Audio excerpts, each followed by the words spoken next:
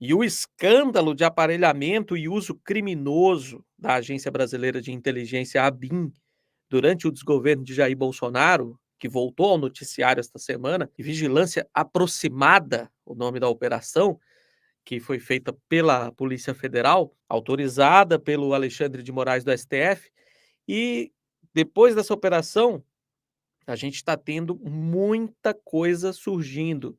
Está vindo à tona casos inacreditáveis de ilegalidades cometidas pelo antigo clã presidencial. A mais nova é que apareceu na cena da trama de arapongagem um personal trainer sócio de Jair Renan, filho mais novo do antigo mandatário de extrema-direita. Jair Renan e Alain Lucena foram sócios e abriram um escritório dentro das dependências do estádio Mané Garrincha, em Brasília. O local passou a ser frequentado por empresários e outros endinheirados que estariam interessados em investir no tal negócio do filho do então presidente. Esse negócio que a gente não sabe nem o que é especificamente. O sujeito criou um CNPJ simplesmente para se aproveitar do momento em que o pai estava na presidência e conseguir ali um tráfico de influência, vender a influência que ele tinha como filho do presidente da República para ganhar uma grana. Este é o claro objetivo da criação dessa empresa do Jair Renan. É tão fácil da gente perceber isso que a gente não sabe qual é o real objetivo dessa empresa. Ou seja, se não tem um foco, se esse negócio a gente não sabe para que ele serve, é muito claro que ele servia para tráfico de influência.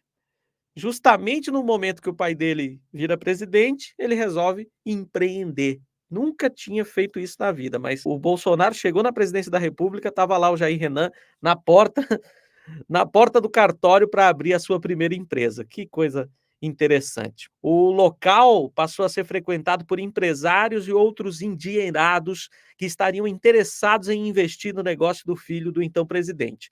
No entanto, essas pessoas, na verdade, queriam um acesso facilitado para reuniões com integrantes do governo da época. E a suspeita da PF era de que o 04 estava praticando o famoso tráfico de influência. Ou seja, viabilizando seus negócios ao custo de possibilitar o acesso desses empresários aos contatos na administração federal de seu pai. O inquérito acabou arquivado em agosto de 2022. Por que será que esse inquérito foi arquivado sem a investigação avançar? Acho que agora a gente vai começar a entender o porquê disso ter acontecido. Com as revelações da Operação Vigilância Aproximada, as autoridades teriam descoberto que a ABIN teve papel central num esquema ilegal que atrapalhou as investigações e tirou Jair Renan da cena do crime. Tudo teria ocorrido por meio de um monitoramento e espionagem de Lucena, seu sócio, que estava sendo sorrateiramente incriminado no caso para inocentar o filho de Jair Bolsonaro. Vai vendo a trama para livrar o filho mais novo do Bozo da cadeia.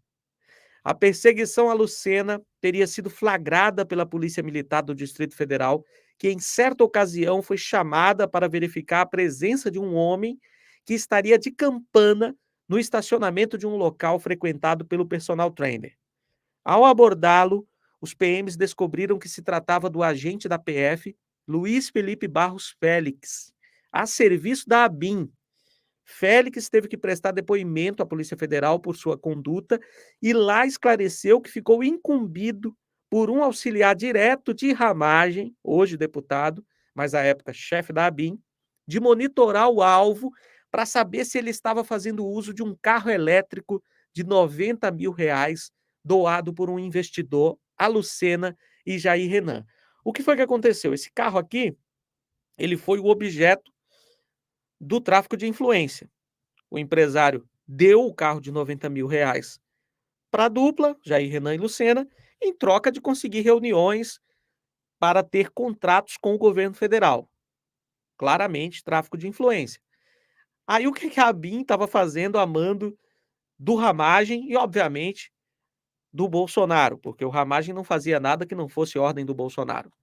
A ABIN estava tentando colocar na conta só do sócio, para que ele levasse a culpa sozinho, ou também, outra possibilidade, tentando, de alguma forma, fazer com que a investigação não avançasse, porque o investigado acabou percebendo o que estava acontecendo, vendeu o carro ou devolveu o carro, se livrou do veículo e aí atrapalhou o avanço das investigações. Pronto, o que a ABIN queria foi conseguido, né? Não teve avanço na investigação, o caso acabou sendo arquivado. Esse empresário que doou o carro para a dupla Lucena e Jair Renan conseguiu uma reunião pouco tempo depois com o então ministro do Desenvolvimento Regional, Rogério Marinho. No fim, o objetivo de atrapalhar as investigações e livrar Jair Renan teria dado certo, diz a Polícia Federal no inquérito que investiga a ramagem, uma vez que, diante da situação que se meteu, Lucena teria devolvido o veículo doado. Então, segundo a PF, o veículo foi entregue novamente ao antigo dono, a pessoa, o empresário que teria doado. Aí pronto, acabou a investigação, porque o objeto dela acabou saindo de cena. E isso só aconteceu por causa da intervenção da ABIN no caso. Se não houvesse essa arapongagem, o sujeito nunca teria devolvido o veículo, a investigação avançaria e quem sabe hoje Jair Renan estivesse com várias complicações na justiça devido a este caso. Mas não foi o que aconteceu. O agente que fez a arapongagem em questão, 13 dias depois de ser descoberto na Campana, foi desligado da ABIN. Um relatório interno da PF, que apurou a conduta dele, revelou que não há qualquer justificativa plausível para tal missão de monitoramento e que a referida diligência, por lógica, atrapalhou as investigações em andamento, posto que mudou o estado de ânimo do investigado. Aí é aquilo, né? O objetivo era culpar somente o sócio, colocando ele como o dono do veículo, e aí talvez ele acabasse se dando mal sozinho, ou então o objetivo era esse mesmo, alertar o cara para que ele se livrasse do carro, e aí os dois, Jair Renan e seu sócio Lucena, conseguissem se livrar da justiça. Fato é que a ABIN salvou a pele do filho mais novo do Bolsonaro. Conseguiu livrá-lo de uma investigação que poderia gerar aí um belo de um transtorno na justiça, quem sabe até uma caninha, quem sabe até uma cadeia, um xadrez que ele poderia ter que puxar se o caso tivesse ido adiante. Deixe um like nesse conteúdo, comente, compartilhe, espalhe para todo mundo, manda para os amigos, para as amigas, ajude o conteúdo do canal Tony De Vito a chegar a mais pessoas. Também tem aqui o nosso Pix, contato.tonydevito@gmail.com, e você pode se tornar membro do canal e ajudar mensalmente o nosso trabalho. Tamo junto sempre na luta.